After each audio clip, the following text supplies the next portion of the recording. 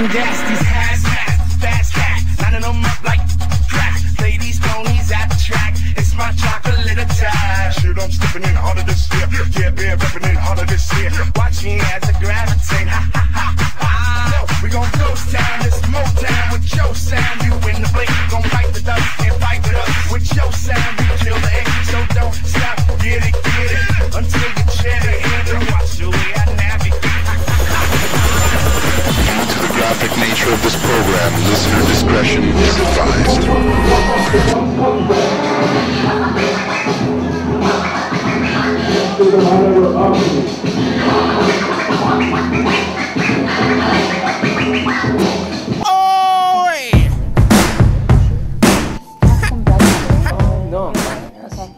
Oh, hey, how's it going? What's going on? You got Addy Chan here, and the one and only DJ Qbert, who really needs no introduction.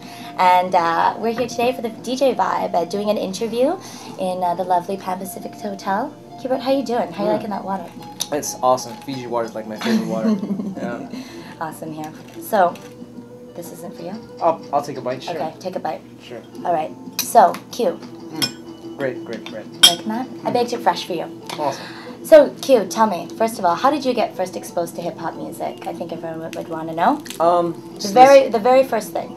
Probably it would be Rapper's Delight, a long time ago, Sugar Hill Gang. The first rap song that came out. What, you were just listening to the radio, or did you go to shows? It was just on the radio, and I was like, wow, what is that stuff? And the guy was rapping, and I was like, wow, the music was really cool and everything. And that's how you kind of got into it? That's how I got into it. And there was breakdancing too. And, you were breaking? I wasn't breaking, but other kids were. And yeah. The music they were always playing, I would collect those records and stuff, and breaks they would be scratching.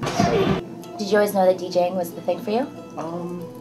I didn't know, but when I did it, it was like, wow, this is so fun. But I didn't realize that it would be a lifelong thing for me until later. Until later? Okay, I know a story about you, and I think that you should tell everyone. You got to tell everyone the story about your mom's car getting stolen. Yeah, right. Okay, so tell everyone. Well, I went to the post office and I left my mom's door open. This was like way back in the day, like. Yeah, like 1989 or whatever. Like when were you just starting? Well, maybe I was in 4 years into it. And I was getting pretty good after around that time. I was all right, and I was doing a lot of body tricks and scratching with my feet and scratching my face and elbows, blah blah blah. And so I got into this car accident. So I went to, I'll tell you the car accident. My mom let me borrow her car to go to the post office.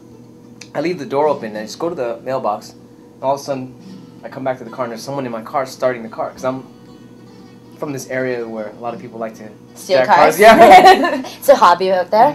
Yeah. So thinking I was a fall guy. There was this show called The Fall Guy. It's about this stuntman on TV, and so I thought I could do that too. So I jumped on the car, trying to save my car, but he just kind of like turned the car really hard left and banged my leg into another car, and my leg got like kind of crunched, and then that was it. That was it, yeah. So I couldn't walk for a while, and I couldn't do all those body tricks anymore and stuff. So I was forced to develop a style. You're scratching. Yeah, playing the turntable like a musical instrument without all the visuals anymore. Yeah, so yeah. And I thought that was always kind of interesting because, I don't know, maybe I kind of have a romantic view of life and everything, but I always think that kind of everything happens for a reason, absolutely. As corny as that sounds. Oh, no, that's but right, like, I mean, did you ever think of like, what if that didn't happen, or what if it came a few seconds earlier or later? It could have been, not to say that you wouldn't be who you are today, but like, I wonder if that helped to develop. It was totally meant to be. Totally meant to be. I thought so too. Yes, I thought so too. Absolutely. Okay, so you got to do me a favor and just kind of walk us through how you get into composing your music. From the second that you get inspired, what kind of equipment do you use? Are you on Pro Tools? What kind of stuff do you use? Walk us through it. Well, I like to keep it raw and just scratch all the drums, and I'll put a track on the computer like all drums. Put another track with the bass line that I'm thinking about in my head. Now, do you create them, or do you just sample them off of other records? Well, or both. Yeah, kind of both. A mixture of both. You kind of like, if you like a certain sound that's in your head, like you kind of look for that somewhere, or you create it, and you put it, record it onto a record, and then you can scratch the record and manipulate that sound that you have found or whatever. Yeah, kind of back to match the sound in your head.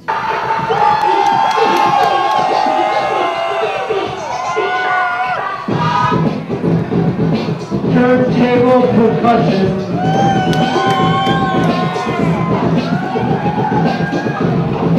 Turning the turntables and drum machine, drum cue.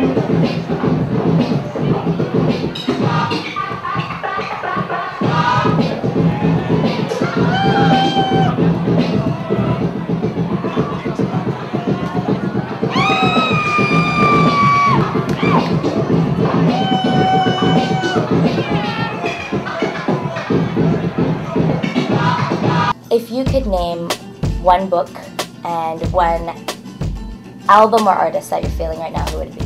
Whoa, a book? It would be The Lost Teachings of Atlantis. Lost Teachings of Atlantis? What's that about? It's just about this lost civilization called Atlantis and their way of life. Yeah. And it's very like super peaceful and they're very giving. Their main say is the ultimate happiness is in giving and the ultimate evil is selfishness. Yeah. And I don't know, there's so many things in there that have taught me, I guess, to be, you know, a better person. Yeah, totally. And album or artist? I would have to go with Miles Davis and Cannonball Adderley. Autumn Leaves. Yeah. Yeah, that's like a very poetic, hypnotic song. You heard it. You heard it right here.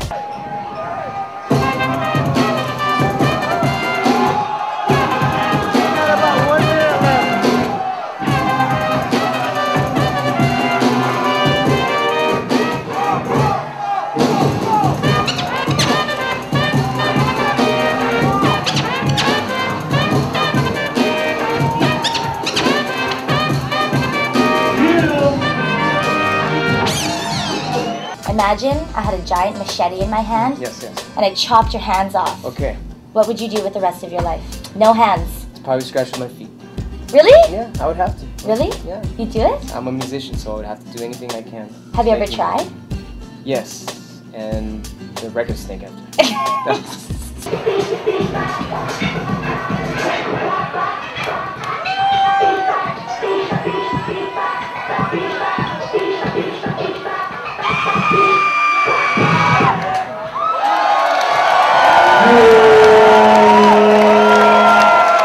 Alright you guys, you got Addy Chan for DJ Vibe and Too Loud TV, and we got an exclusive right now. DJ Qbert's here and he's going to tell us what's going on with the QFO, the mystery. What's going on here? Without needles, mind you, but he's going to kind of walk us through exactly how this thing works. What's going on here? Well, this is basically a turntable and a mixer in one. So I usually hook my iPod up into line 2, and this is the volume for the record, and just pretty much scratch to the beats and stuff. And it's portable. You can like bring it around, put it in your car. It's also solar powered. Yeah. If you get a solar powered battery pack, you can take it to the beach and take it anywhere. Yeah, this guy drives around with this thing, so it's pretty crazy. It's pretty fun. Look at that. You saw it right here. Yeah.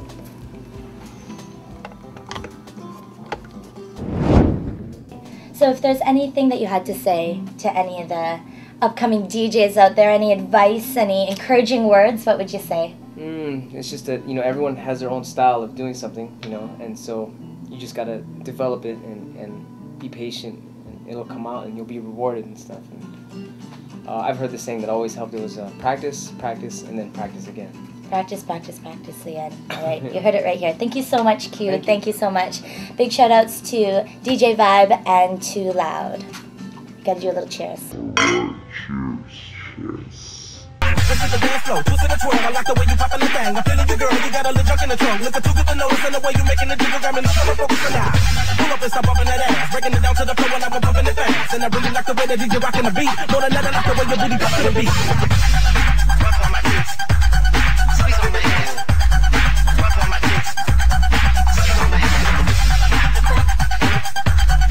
This is Pete Tong, and you're watching DJ Vibe TV.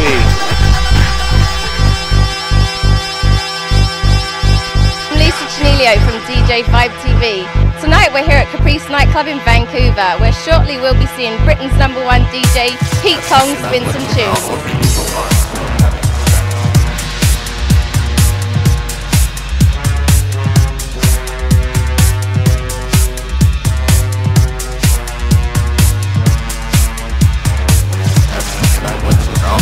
How did you first get to hear about Pete Tong? That's a good question. I started downloading music and I heard of Radio 1 on the internet. Yeah. I started downloading essential mixes, and I just fell in love with it. And then we saw Pete Tong last March, and it was a great show. So really excited. So you're looking forward tonight? Yeah, maybe get my CD signed. We'll see. Cool.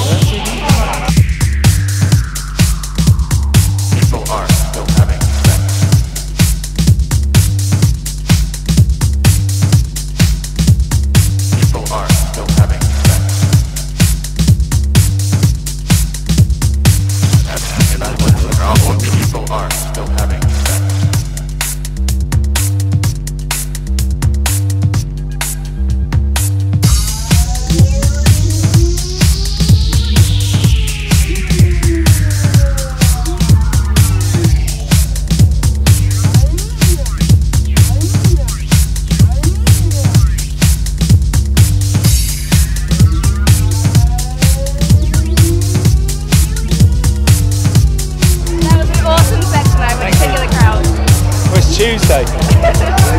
Goddamn Tuesday. So no, they were amazing, absolutely amazing. I had a lot of fun. A lot of fun. The one thing, Tuesday. I know. The one thing I know. Go in Essex on Tuesday. The one thing I've noticed is moving from England to Vancouver is the house scene's very small here. Especially, I never hear house music on the radio besides the Essential Selection they play on the beat. What do you think we can do here in Vancouver to help make it more popular? Have more Tuesdays.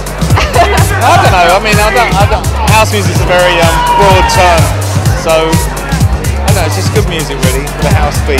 Yeah. Obviously, trance had a big impact on America, but everything other than trance, there's a place where, as you saw tonight, people are keen for that as well.